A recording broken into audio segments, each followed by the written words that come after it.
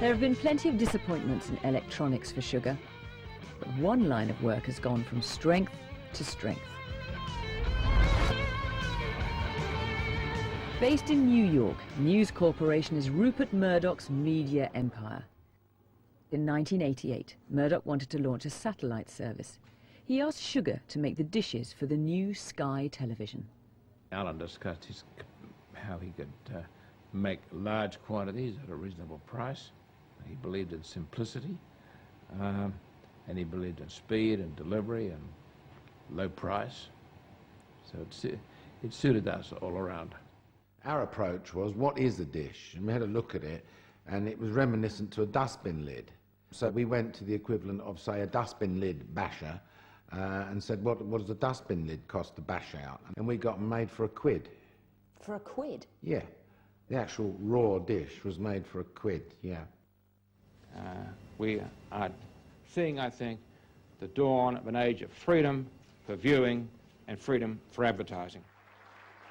10 months after Murdoch had approached Sugar, they held a joint launch for the new service. The Amstrad group today announced it's getting in on the act with a small satellite dish the size of an umbrella, costing just under £200. The satellite receiver business became a mainstay for Amstrad, while other products declined. By last year, it was about all that was left. I wonder if ultimately it was a bit disappointing for you that Amstrad should end up relying so much on the satellite business, which didn't really capture the imagination the way that those products did in the 80s. Yeah, I think that's a valid point. I think it's a valid point to say that it was a bit frustrating to have lost effectively 30%, 40% of the PC market. But that's me, you see, I'm realistic. I mean, what can you do? You can't keep crying in your beer. The thing that was actually bringing big revenues to us was satellite, so we got on with it. Amstrad, one of the pioneers of the computer revolution, is being bought by Sky B for £125 million. Last year, Sugar sold his company to its biggest customer. 125 million may sound like a lot of money, but it was just 10% of what Amstrad was worth at its peak. Why did you buy Amstrad last year? Two reasons. One, it was a good, profitable company. And secondly, we wanted to get control completely on the design of our boxes. We've got our own, major R&D facilities now.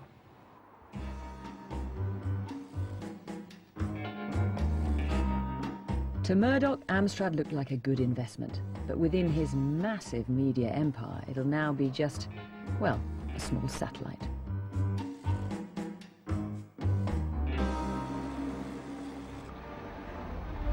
This was a total disaster. You're fired. He may have lost Amstrad, but today, Sir Alan is almost a brand in himself through the success of the BBC's Apprentice series. He's proud of it, but claims he's different from his TV persona. The problem is with you television people is that you believe what you see on TV. Well, that's because I see you on TV. And what you don't see, and how do you put it, all you people in the television business, you don't see the cuttings on the cutting room floor, because the stuff on the cutting room floor is no good for the program. So are you telling me you're cuddly, really? No, I'm not saying that. I'm saying that if you really saw all what they filmed, it would disappoint the producers of The Apprentice, because what they want to see is this all the time, you see, and I've just dropped all the egg over me. That's what they want to see, to which... Yeah, but you're the one that's giving it to them. No, I don't. No one's making you say that stuff. I don't anymore. But those close to him don't share his view. Everyone keeps saying to me, is Alan really like him that, or has he got a script? And I said, that what you see, well, once you know him now, once you see him, that is Alan. That's the real Alan Sugar, yeah, it is. He is exactly as you see him on The Apprentice. We may sometimes miss the twinkle in his eye, but that's it. No, he's absolutely right, absolutely the same. The only complaint about The Apprentice from Sugar's family comes from his older sister, Shirley, and it's about him. I know Alan's got a temper because we've all got the Sugar temper. But the language, I never heard him swear. And I just could not believe it was Alan swear.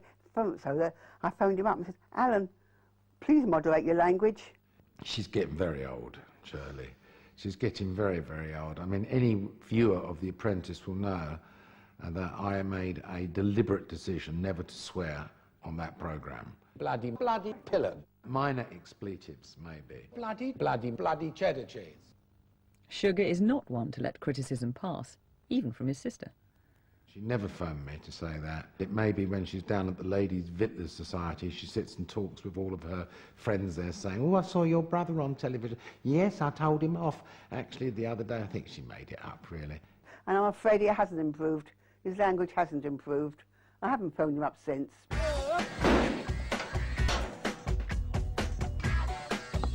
Last year, Sugar put on a spectacular show in his enormous garden to celebrate his 40th wedding anniversary.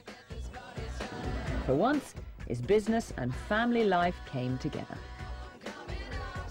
At the party, Sugar paid tribute to the shy girl he'd courted 4 decades ago. Anne always says that the day she met me, she knew she had met Mr. Right. What she didn't know, my first name was Always. Alan hates parties when they're in his honour, but I think he agreed to this one as it was for both of us. And for him, he was very good at the party. What do you mean he for him? He smiled a lot. Everyone was saying, God, he's smiling a lot. I mean, all our close friends were going, God, I haven't seen him smile like that for ages. So he did enjoy it. But that's not normally his kind of thing. No, no. Anne got her way on the party, but then she was owed one, after a notorious incident that neither of them has forgotten. One birthday, she received a card from her husband signed, Best Wishes, Alan Sugar. I don't know, just one of those things. I sign my name, Alan Sugar. Very rarely sign it Alan. But I will, you know, that's something I've done wrong, sorry. That will stick with me forever. That's you remember the time you did that? So there you are. That's why I keep her away from newspapers and television cameras, so she can't tell the story anymore. How did you react to that? Oh, I went mad. I was furious with him. Absolutely furious. Yeah, but it was a true story. What did you say to him? Oh, I can't remember the exact... Well, he knew I was very annoyed. And I got all roses, and he felt sick. When he realised what had happened, he just felt terrible. So who is the real Alan Sugar? Well, behind the enormous wealth and the what you see is what you get image is a highly successful businessman who admits to his share of mistakes and personal failings. Look, I know my bad sides. I'm pretty short with people, can sometimes be quite hurtful in what I say and all that type of stuff, and that's my temper, that's my lack of patience, and, you know, can't help that. Might be getting a bit better lately, though. Could be getting a bit better as I get a bit older. You'd have to ask the wife that, what she thinks. Because after all, we're here really to celebrate the union of a great couple of people. Over 40 years, their traditional marriage has protected Anne from the worst stresses of her husband's business life. And his prudence, taking money from the electronics business and putting it into property, has paid off handsomely. Could you ever have imagined that you'd have the wealth that you do now? No. I just thought that we'd just be an ordinary, everyday family. I just didn't dream it would happen, what has happened. Filming with Sugar, I found he's still in a hurry, still curious, and yes, often still a prickly, uncomfortable character. But then, that's the drive that produced all this.